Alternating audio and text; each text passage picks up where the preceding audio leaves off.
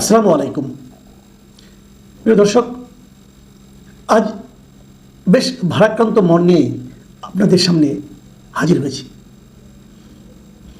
আজ আর কোনো রাজনীতির খবর না, অথবা কোনো রাজনীতি নিয়ে আলোচনাও নয়। আজ মূলত একটা দুঃখের কথা, একটা শোকের কথা আমরা আপনাদের সঙ্গে শেয়ার করতে চাই। আপনারা সবাই জানেন, এর মধ্যে জেনে গেছেন যে উত্তরায় একটা বিমান বাহিনীর একটা প্রশিক্ষণ বিমান বিধ্বস্ত হয়েছে। আপনারা জানেন কিছুদিন আগে ভারতে কিন্তু এরকম একটা হয়েছিল, ওটা যাত্রীবাহী বিমান ছিল, ড্রিম লাইনার ছিল। সেই যাত্রীবাহী বিমানটা যেয়ে পড়েছিল একটা মেডিকেল কলেজের ক্যান্টিনের উপর। আর এখানেও কিন্তু একইভাবে একটা প্রশিক্ষণ যুদ্ধ বিমান, সেটা যে ভূপাতিত হয়েছে উত্তরায় একটা স্কুলের উপর, মাইলস্টোন স্কুল যেটা আছে, স্কুল অ্যান্ড কলেজ, সেই স্কুলের একটা ভবনের উপর, দিয়াবাড়িতে। এবং ওই সময় ওখানে 150 স্টুডেন্ট ছিল, তারা কোচিং করছিল। স্কুলের কোচিং যেটা হয়, এই কোচিং ছিল, স্কুলের নর্মাল টাইম শেষ হয়ে গিয়েছিল, তারা কোচিংয়ে ছিল এবং সেটাও প্রায় শেষের পর্যায়ে ছিল। এবং যা হয়, ভবনের উপর যখন পড়েছে, ভেঙে পড়েছে, আগুন ধরে গেছে। সে আগুনে এরই মধ্যে যতটুকু খবর পেয়েছি 20 জনের মতো মারা গেছেন। এরা সবাই স্টুডেন্ট। একজন কেবল ওই বিমানের যিনি চালক ছিলেন তিনি মারা গেছেন। তিনি হচ্ছেন ফ্লাইট লেফটেন্যান্ট তৌকির ইসলাম সাগর। বয়স খুবই কম, মানে একদম বিমান বাহিনী তো শুরুর দিকে ট্রেনিং আর এটা, ফ্লাইট লেফটেন্যান্ট মাত্র। তার ছবি দেখলাম, ইয়াং একটা ছেলে। এবং তার যে বিমান চালনা ছিল, এটা ছিল তার একক বিমান চালনা, যে এটা দিয়ে তাদের ট্রেনিং শেষ হয়। বেসিক্যালি বিমান চালনার ট্রেনিংটা শেষ হয়। মানে ওনারা তো এতদিন তো মনে করেন কোনো একজন সঙ্গে থাকে, একজন এক্সপার্ট, তার সঙ্গে বসে বিমান চালায়। কিন্তু ওনার ছিল এটা যেহেতু শেষ, একা চালাতে পারি কিনা তার পরীক্ষা। এবং উনি একাই ছিলেন বিমানে এবং মারা গেছেন। নাকি হাসপাতালে নেওয়ার পর মারা গেছেন, মুমূর্ষু ছিলেন এর আগে। এখন এই অ্যাক্সিডেন্টটা কেন ঘটলো?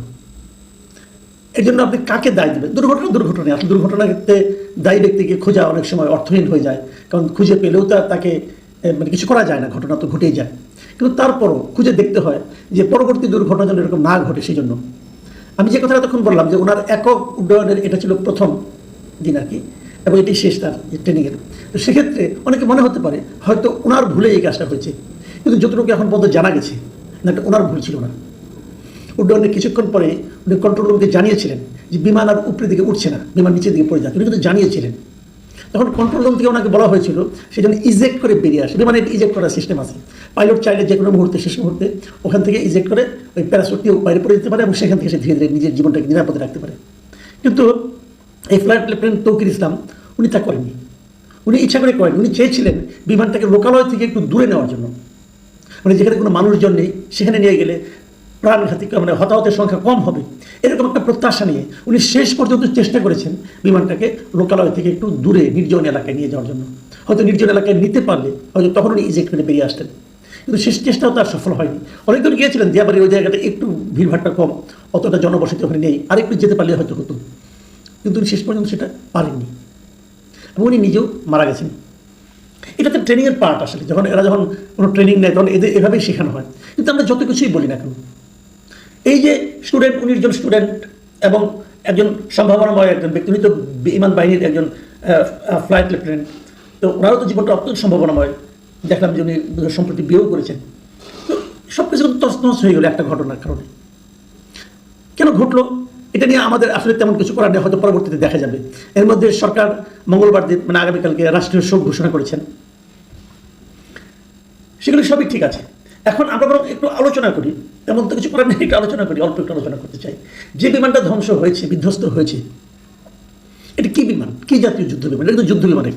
এটা কোথাকার তৈরি, আমরা এটা কবে কিনেছি, এটা কি ঠিকমতো, মানে আপনার এটা কি অনেক বেশি পুরনো হয়ে গিয়েছিল, কিংবা এটা কি আপনার মেনটেন্যান্স ঠিকমতো হয়নি? এগুলো একটু জানার আলোচনা কিন্তু করা যেতে পারে, আমরা আলোচনাগুলো করতে চাই।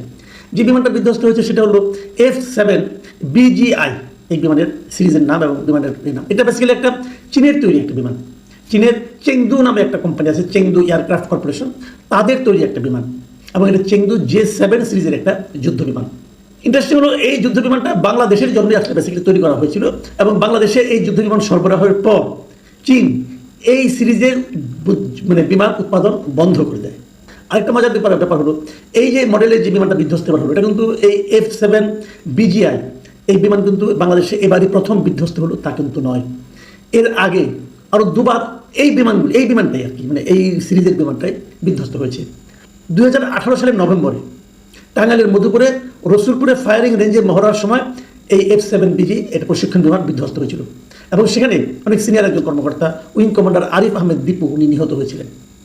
এরপর 2021 সালে নভেম্বরে চট্টগ্রামের জহুর ঘাঁটি থেকে উড্ডয়নের পর বঙ্গোপসাগরে এই বিমান, এই সিরিজের একটা বিমান F7 সেটা বিধ্বস্ত হয়েছিল বঙ্গোপসাগরে, এবং এতেও ওই সময়ে ফ্লাইট লেফটেন্যান্ট তাহমিদ তিনি নিহত হয়েছিলেন।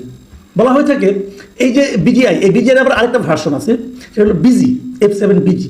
সেই বিজির সঙ্গে আবার নতুন একটা ভার্সন বিজিআই। এই বিজিআইটা স্পেশালি বানানো হয়েছিল বাংলাদেশের জন্যই।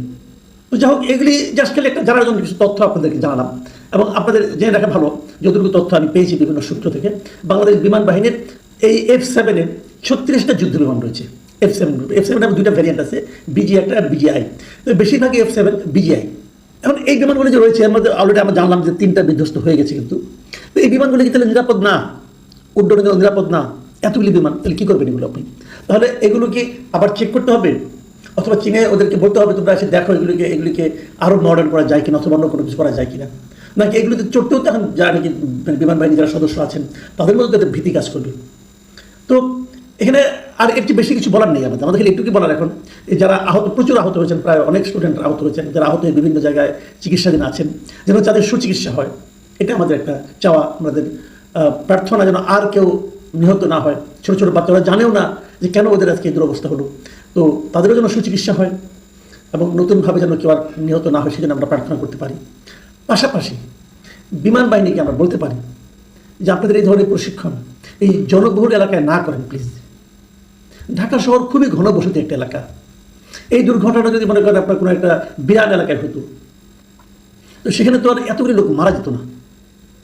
আপনাদের এই ধরনের প্রশিক্ষণ প্লিজ একটু জনবিরল এলাকায় করেন। আর সেই সঙ্গে আরেকটা অনুরোধ, সস্তায় পাওয়ার মানেই যে কম দামি জিনিস নিয়ে আসবেন সেটাও করেন। আমি বলছি না এগুলো কম দামে আনা হয়েছে, তবু মানে আমাদের একটা আশঙ্কা থেকে বলছি, প্রশিক্ষণ যখন দিবেন ভালো বিমান দিয়ে দেন, বেশি পুরনো হলে সরিয়ে ফেলেন, কারণ মানুষের জীবন তো খুব গুরুত্বপূর্ণ, তাই না? এই যে একজন লেফটেন্যান্ট, একজন একজন ফ্লাইট লেফটেন্যান্ট মারা গেলেন, তার জীবনটা ভাবেন, তার ফ্যামিলির কথা ভাবেন একবার, সব তো তছনছ হয়ে গেল। তো এগুলো রাষ্ট্রকে ভাবতে হবে, সরকারকে ভাবতে হবে, এবং বিমান বাহিনীকেও ভাবতে হবে। যতটুকু সামর্থ্য আছে তার মধ্যে আধুনিক বিমান কেনার চেষ্টা করুন প্লিজ। মানুষের জীবনকে ঝুঁকিপূর্ণ করাটা মনে হয় ভালো হবে না। প্রিয় দর্শক, আজ এ পর্যন্তই। আল্লাহ হাফেজ।